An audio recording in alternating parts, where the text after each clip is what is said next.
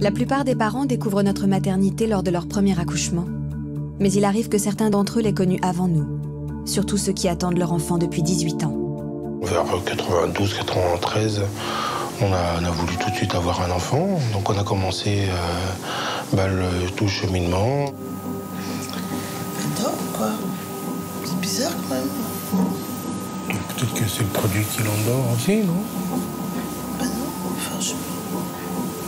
On s'est lancé dans cette aventure et puis ça a pris un peu plus de temps que prévu. Donc le doute s'installe.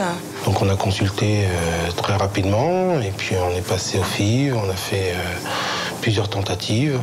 Insémination artificielle, les FIV, les EXI, enfin tout ce que la médecine à ce moment-là peut proposer aux jeunes couples. Donc ça, je vous dis, ça s'étale après sur 18 ans. Quelqu'un? C'est qui travaille maintenant, c'est pas moi. C'est elle qui doit travailler maintenant. Pour faire passer sa tête. Donc on s'est lancé dans une procédure d'adoption qui nous a bien occupés, puisque c'est long. Et ça s'est bien terminé, cette aventure, au bout de 5 ans, avec l'arrivée de Laurine, notre fille aînée. Elle nous a comblés, elle avait besoin de parents, on était là, et elle nous comble encore de joie tous les jours.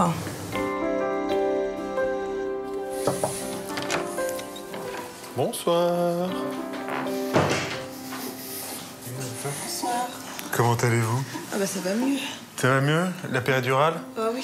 Ça marche bien, hein? Ça marche bien. Ce qui est important de savoir dans la fertilité, c'est qu'on étiquette des gens comme infertiles, mais ça ne veut pas dire que ces chances sont égales à 0. Il n'est pas rare d'avoir des patientes qui ont fait de l'assistance médicale à la procréation, chez qui ça n'a pas marché, de revenir enceinte quelques mois ou voire quelques années plus tard avec une grossesse spontanée. La grossesse a mis du temps à se mettre en route, après toutes ces années, mais là, une fois qu'elle s'est mise en route, elle a été parfaite, hein. Et il n'a jamais été dit ce qui empêchait que ça ne fonctionne, en fait. Parce qu'on a tous les deux ce qu'il faut. Après, tu te demandes pourquoi ça marchait pas. Alors que tout marche très bien.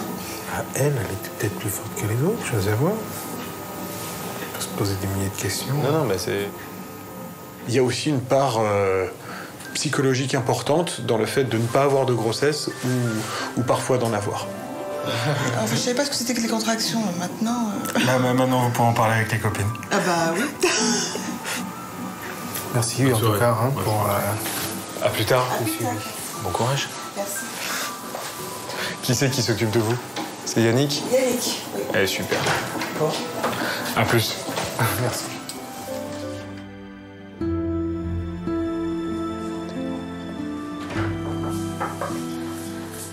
Comment ça va? Ça va.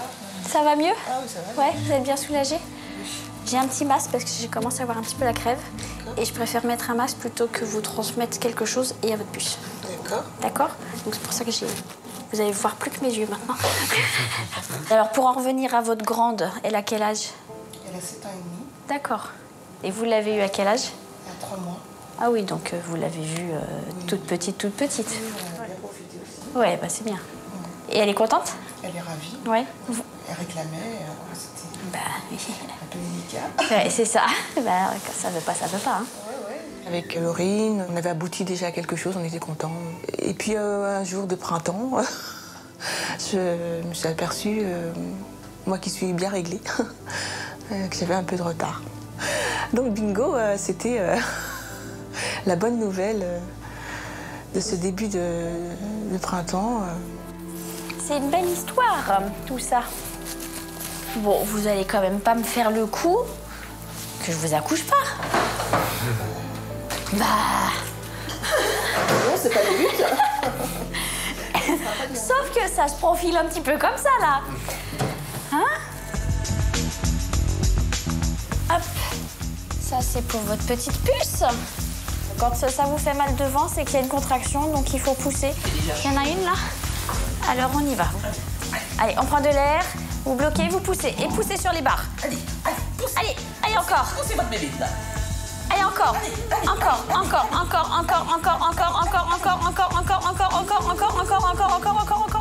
Et je pensais qu'elle ne poussait pas assez et je poussais avec elle. Et je me suis rendu compte à un moment donné que voilà, je faisais le travail en même temps qu'elle. C'était incontrôlable. C'était incontrôlable. Ça avance lentement mais sûrement. Mais au bout d'un moment, c'est fatigant pour vous et pour elle. C'est pour ça que Odile va aller appeler tranquillement l'interne qui va venir pour vous aider un petit peu. Mais alors surtout, ce que j'adore, c'est que vous allez la pousser beaucoup et vous allez nous la décoincer avant qu'elle n'arrive et qu'elle n'intervienne. Donc la nature, elle est pas si bien faite parce que ça passe pas forcément, même si tout est prévu pour.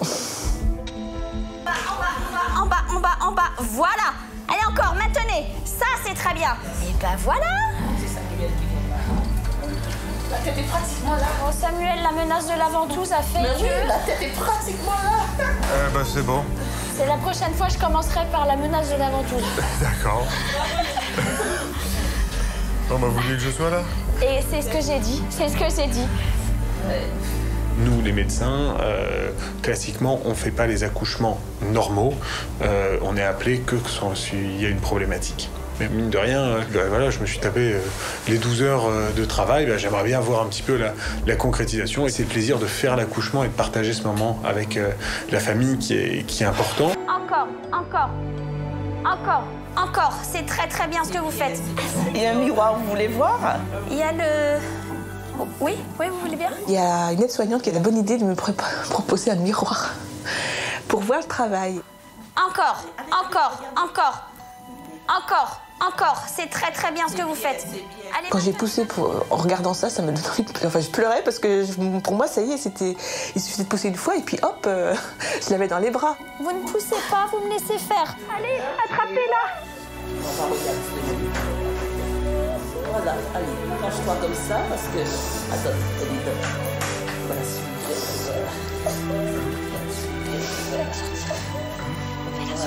De voir qu'elle était dans le ventre et qu'elle est à l'extérieur et qu'elle avait les yeux ouverts en plus. Elle cherchait déjà son point. C'était très vivant.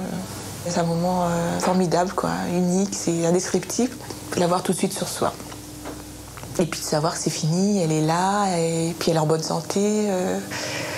Voilà, on la regarde de partout. Et c'est vrai de voir Sarah arriver, là aussi c'était magique, quoi. Voilà, c'est le moment qui nous manquait pour boucler vraiment une naissance par rapport à Laurine. C'était vraiment ce côté magique de voir sortir Sarah du ventre de mon épouse, quoi.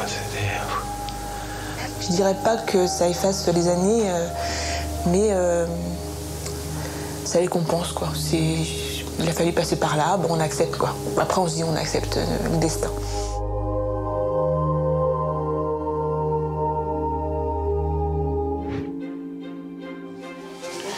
Ah, choupette.